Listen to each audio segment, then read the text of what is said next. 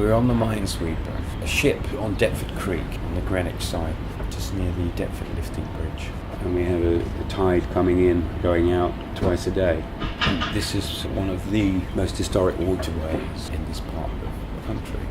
A friend of mine was looking for boats, and this was one of the boats that we came to look at. And at that time, the people, they had salvaged it from the river.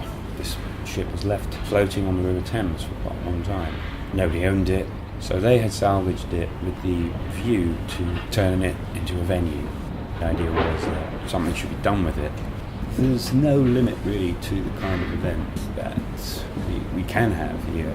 And we've done dance performance, cabarets, improvised music, exhibitions, art workshops. We've now got the studio in the back. There was a lot of talk of development at one time, and some of that development has actually happened. So they have actually built some quite tall and ugly apartment buildings over there.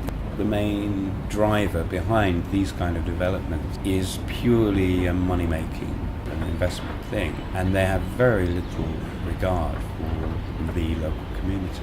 They're called dormitory developments because basically the people who tend to buy these riverside, very expensive apartments tend to they don't work in Deptford or Greenwich, they work in the city. They have also been talking about building a bridge, which would be a fixed bridge, which would bridge between Greenwich Station and Deptford Station. It would basically stop ships from coming up here. So it would mean that we would probably have to move. Otherwise we wouldn't be able to get out. It's very ironic the way in the waterside developments they always have pictures of boats on their artist's view of the proposed development to give the impression that it is a waterside development. But the first thing they do when they start one of these developments is get rid of all the boats. This is one of the most historic waterways in this part of the country, and it's becoming more and more difficult to actually get access to it.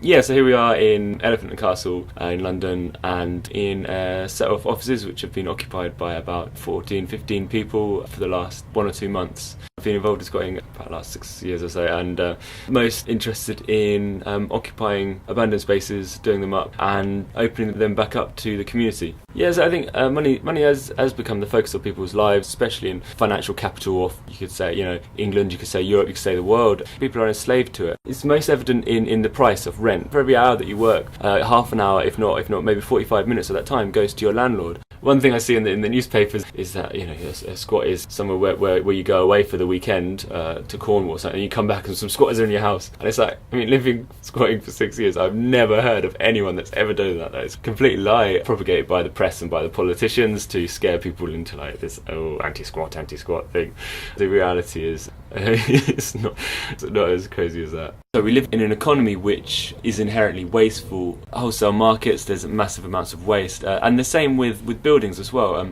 Big developers or rich people, they hold on to a bit of land as an asset. Where people are homeless, I think that's an incredibly greedy thing to do, really. And where people are lacking community space for creativity and for just meeting each other. When we come into a space, we put in new plumbing, we wire up the electricity, we get the place back into use again.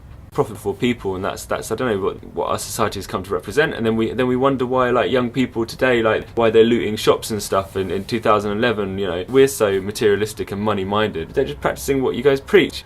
We need to get more organised, and we need to find more permanent ways to be creative and expressive and to do the things we love. And whether that is through setting up housing co-ops, through setting up trusts, in order to gain access to land, which has always been the restraint, which has always been the one thing which seems to stop us living the change that we want to see in the world, has been lack of access to land.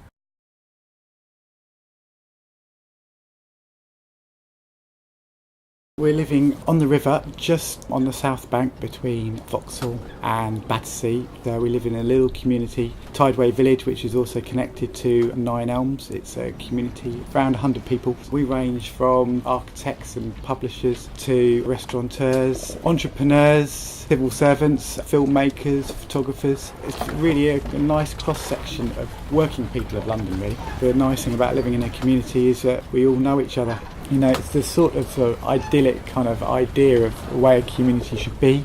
One of the sort of ideas of one of the other boats, they sailed their boat straight down the river past the House of Parliament with a massive banner saying floating homes would make great affordable housing for London.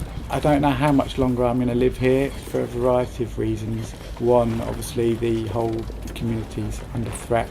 The whole sort of area around Tideway Village and Nine Elms in general is going through huge changes, and that means that there are a huge number of developments going up all the way along the river at incredibly high values. As a community, having been here first, having contributed a lot, having created something really quite special, that we should be able to integrate seamlessly into that whole network, and we think we actually provide a vibrancy and an interestingness along the river frontage. The housing that does go up isn't actually within the price range of people that live in London.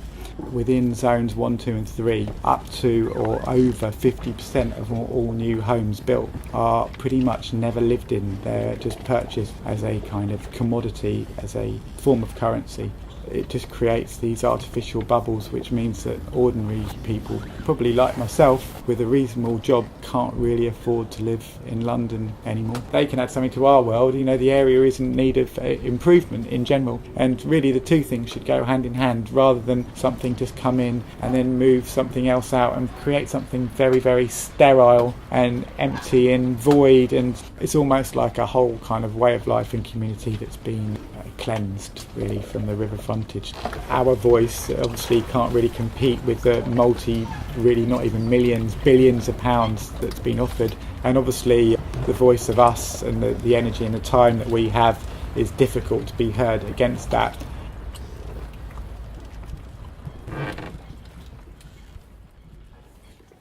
There isn't enough affordable housing being provided by the regeneration. Southwark Council has a policy. Its policy is very simple. There should be 35% affordable housing at anything built in what's called the Elephant Opportunity Area. Unfortunately, none of the planning applications that were coming forward included 35% affordable housing, and a lot of the applications weren't including any social rented housing.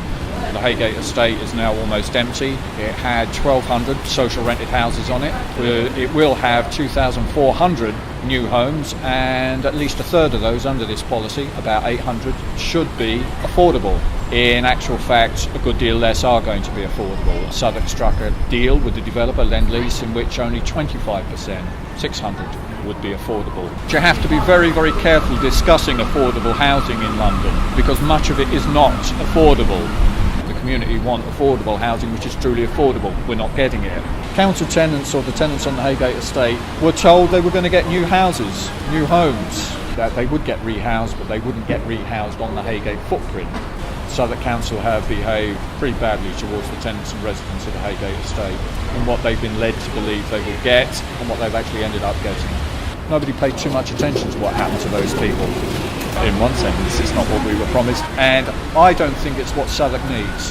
Southwark needs, first and foremost, housing that people can afford to live in. This isn't giving it to us.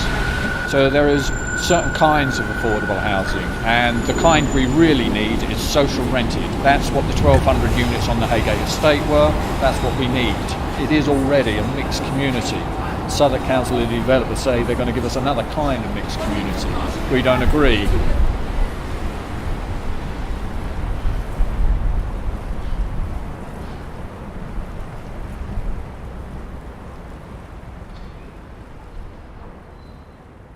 I'm in the Laundrette squat, which is home to the House of Bragg right now, in Oval. House of Bragg is the only queer social centre that is running like we do in London. We saw the need for a non-commercial, non-alcohol oriented queer space because Right now it feels a lot like if you don't have the money, then you can't be part of that community. It's not illegal to be squatting. It's illegal now in residential spaces, but commercial spaces is still fine. The police at times are being briefed to break into newly opened squats, even though that is illegal. We're trying to make a true sort of community where everyone gets involved and everyone is running the space. Being part of the squatting community is really a very different alternative to the usual commercial way of life in London. Rent prices are going very, very high and there's no real sense of community. People are becoming very isolated. Quite strangely, at the same time as rents are going up and benefits are being cut, the government is trying to criminalise squatting.